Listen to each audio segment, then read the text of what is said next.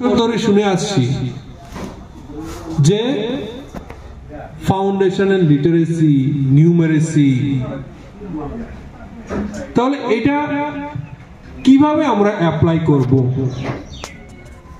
কিভাবে টিএলএম এর মাধ্যমে আমরা অ্যাপ্লাই করব, কেন টিএলএম এর মাধ্যমে আমরা অ্যাপ্লাই করব, সেই বিষয়টি আমরা সবাই জানি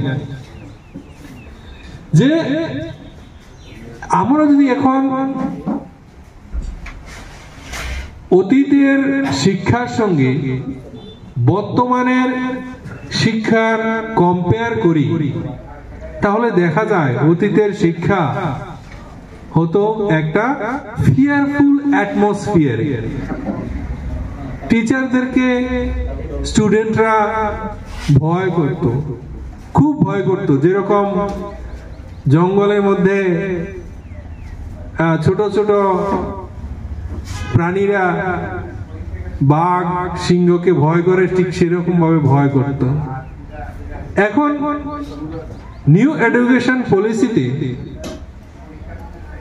এই এর একটা প্যারাডাইম শিফট হয়েছে। প্যারাডাইম শিফট অর্থাৎ বদ্ধ একটা দৃঢ় যে এক্সাম্পল, দৃঢ়তা, এই দৃঢ়তা থেকে ছুটে এসে নতুন দিশায় পৌঁছেছে।